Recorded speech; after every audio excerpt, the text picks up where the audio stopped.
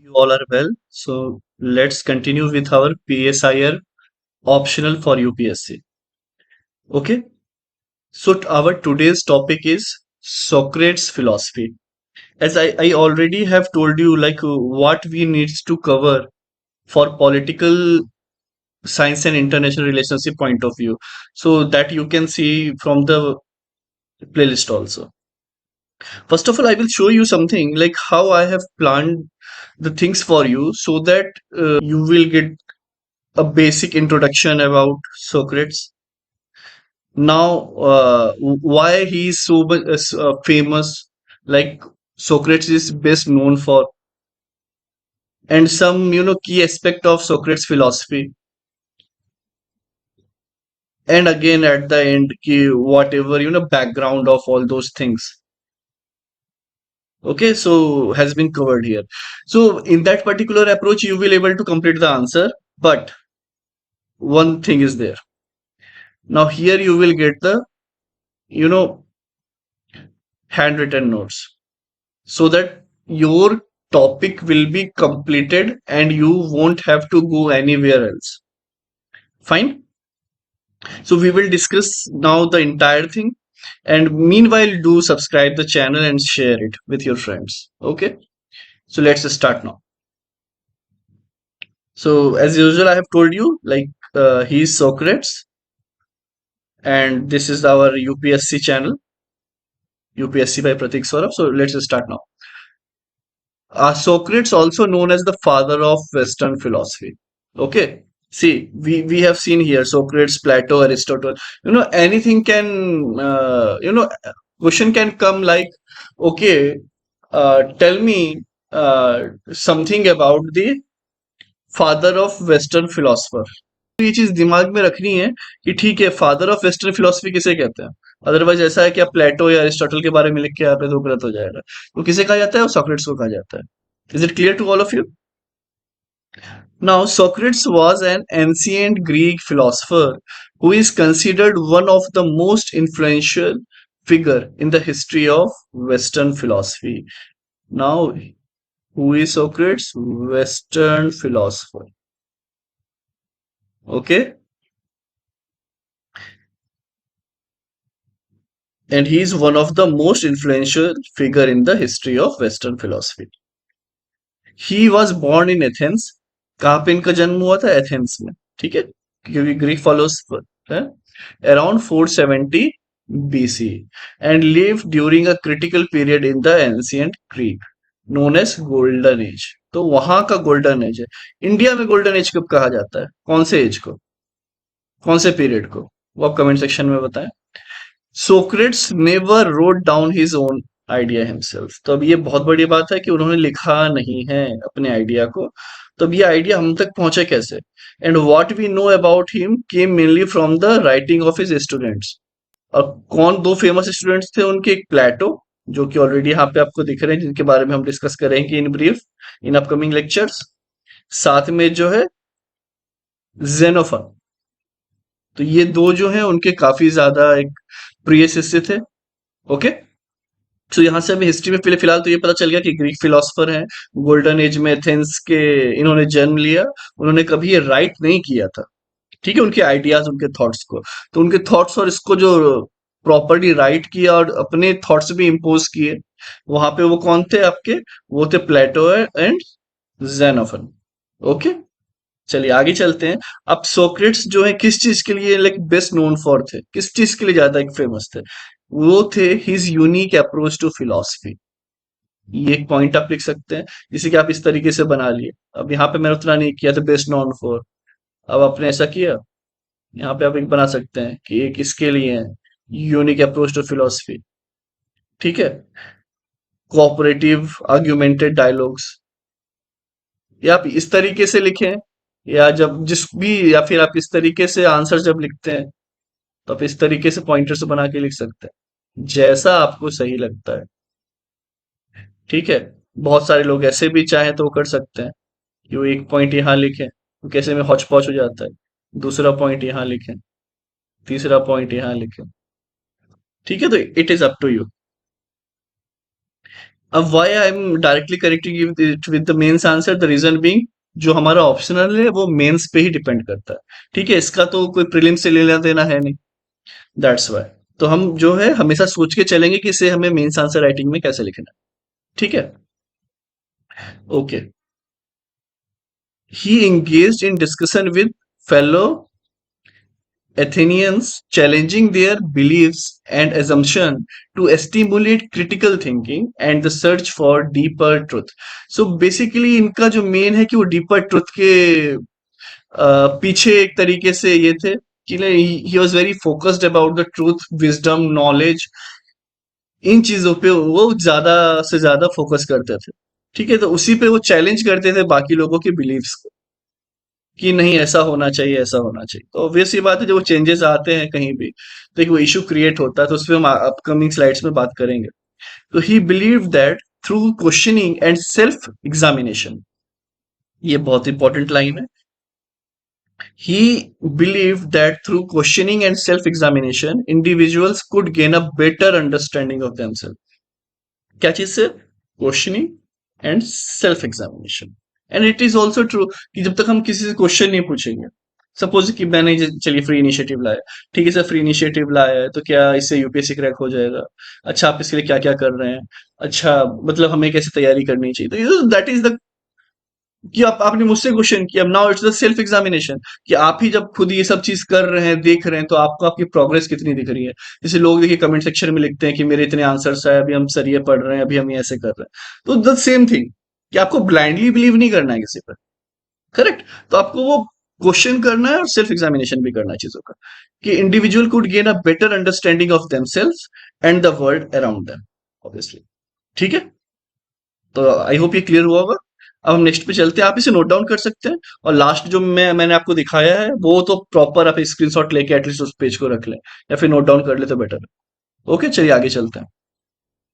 और जब भी आप नोट करें पॉज कर लिया करें वीडियो को, फिर आराम से आप नोट कर सकते हैं। इसके बाद अब सम की एस्पेक्ट ऑफ सोक्रेट्स फिलोसफी क्या है? The pursuit of knowledge. Second क्या बोल रहा है? Ethics and virtue. थर्ड क्या है? Examined life. अब द परस्यूट ऑफ नॉलेज क्या है? Socrates emphasized the importance of knowledge and believe that true wisdom comes from recognizing the limit of one's knowledge and embracing intellectual humility. अब true wisdom क्या है? True wisdom कहां से आता है? ये कि जब हम रिकॉग्नाइज कर पाए एक किसी इंसान की लिमिट, यार मुझ में भी एक लिमिट, ठीक है, और उसका नॉलेज भी वो पता कर पाए। ठीक है, तो वो एक एक्चुअल इंटेलेक्ट होते हैं, वो एक्चुअल एक इंटेलेक्चुअल इंसान होते हैं कि वो पता हो कि आप अपने अहम में नहीं है कि मुझे तो सब कुछ पता है।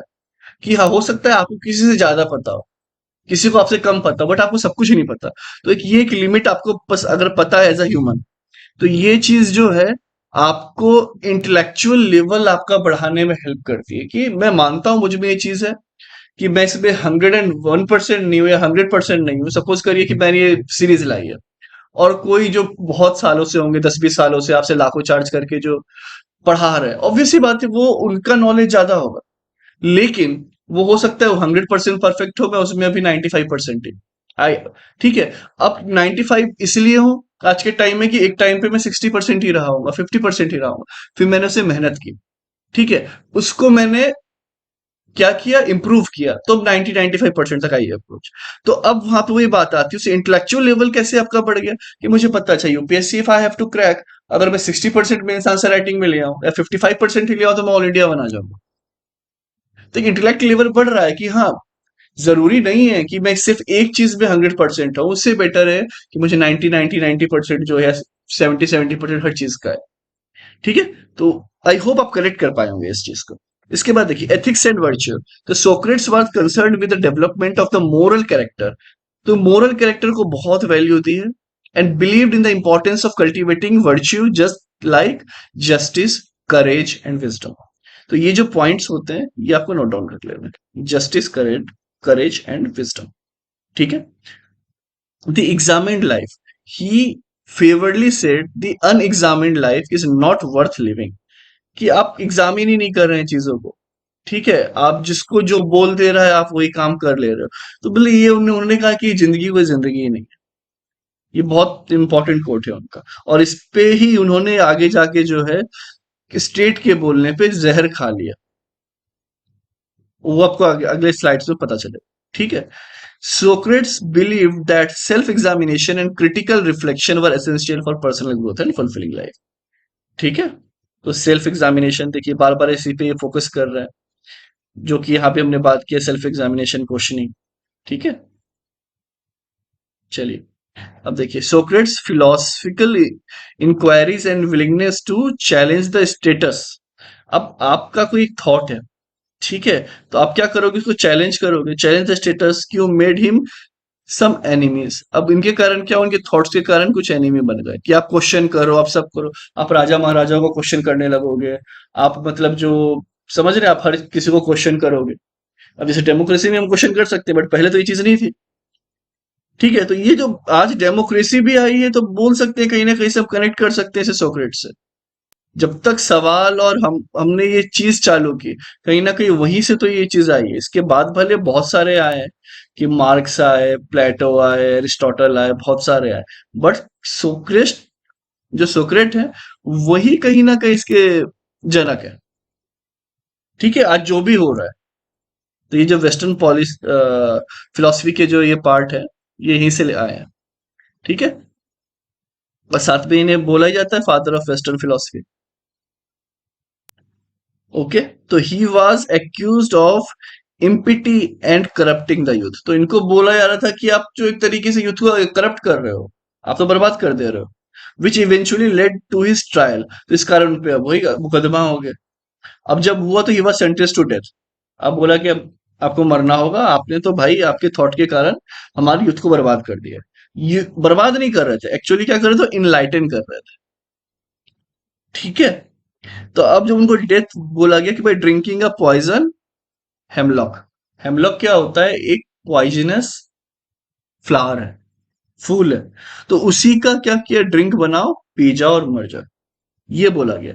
तो despite having the opportunity to escape, मतलब वो बोल सकते थे नहीं नहीं नहीं माफ कर दो या फिर whatever, Socrates choose to abide by the Athenian law and accepted his punishment, reinforcing his commitment to the principle he advocated। अब इन्होंने बोला कि आपको, एक इनका प्रिंसिपल है कि स्टेट के प्रति हमेशा वफादार रहना। बहुत सही बात है, आज भी हम जो नेशनलिज्म की बात करते हैं वो वही चीज होती है। या फिर जो भी है, अब अगर आपने किसी को राजा बनाया है तो भाई जो उसने बोला वो आपको करना पड़ेगा। ठीक है। या तो आप ऐसे लोगों को राजा मत बनाओ, आप उनको बनाओ जिसमें विजडम हो। ठीक है, उनसे क्वेश्चन करो, उनमें विजडम हो तो आप उन्हें बनाओ। तो अब क्योंकि ये चीज उन्हें कह दी गई थी, तो उन्होंने कहा कि नहीं ठीक है भाई, मुझे जो सजा मिली है मैं उसे स्वीकार करता हूं। ताकि इससे एक चीज क्या हो गई कि जो उन्होंने लॉ और ये जो बनाया उस पे उन्होंने ही खुद अमल कर दिया, तो ये बाद में जाके बहुत ज्यादा इम्पैक्ट डाला।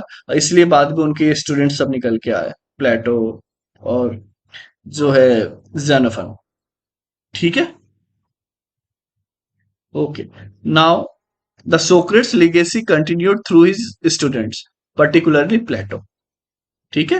Who preserve his teaching and expanded upon them in his own philosophical work. अब वो तो उन्होंने राइट किया नहीं था, एक उनका तो बस एक सोच थी, है ना, तो उसको प्रॉपर चैनलाइज किया प्लेटो ने। The ideal method of Socrates have had a profound and lasting impact on western philosophy, influencing subsequent generations of thinkers and shaping the development of intellectual thoughts for centuries to come। Okay.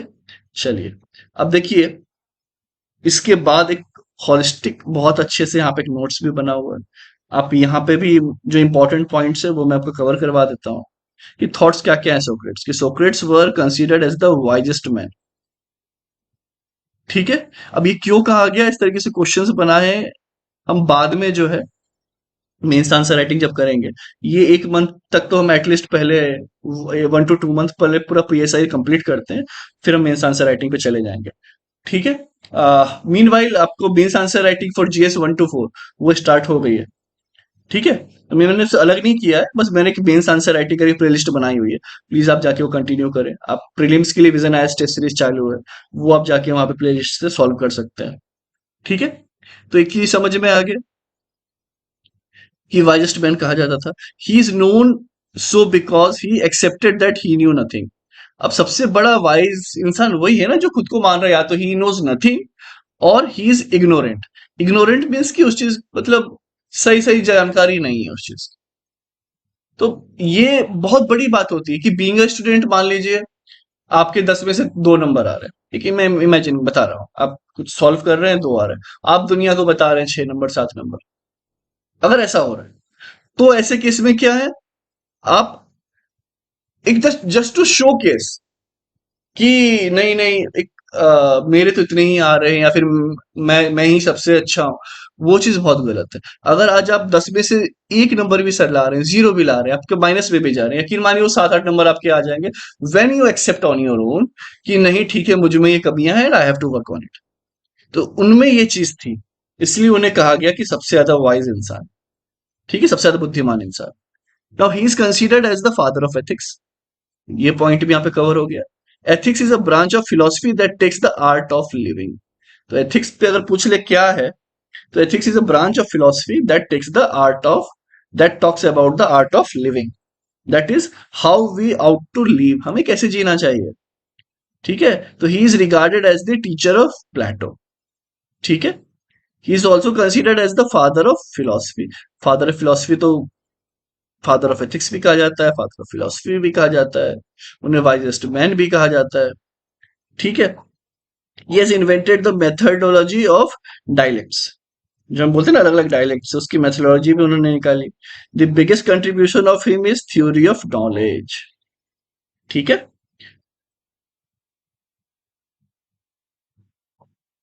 ठीक है, तो यहाँ पे जो है बुद्धा से उनको compare किया गया कहीं ना कहीं, क्योंकि वो भी जो क्या इनलाइटमेंट ही करना चाह रहे थे। ओके, ठीक है, आगे देखते हैं उनका और कुछ इंपॉर्टेंट स्टेटमेंट है। अब सीधे हम कोट कर सकते हैं मेंस आंसर राइटिंग की, नॉलेज इज वर्च्यू, सबसे सर्वोपरि है। Unexamined life is not worth living, वही जो यहाँ पे आपको स्लाइड्स में भी सब पॉइंट्स ऑलरेडी आ गए हैं, लेकिन यहाँ पे मैंने एक हॉलिस्टिक वे में कर दिया है कि you will have a confidence कि ठीक है मैंने स्लाइड में तो देख लिया, बट अब मेरे पास नोट्स भी है, तो आप इसको नोट डाउन कर सकते हैं, एक स्क्रीनशॉट लेके रख सकते हैं जैसा आपको सही लगे। ठीक है, या फिर ये पीपीटी जो है मैं टेलीग्राम चैनल पे दे दिया करूंगा, तो टेलीग्राम चैनल जो है वो आप ज्वाइन कर ली। ओके, चलिए अब आगे देखते हैं कि Socrates was ordered to drink हर्बलॉक।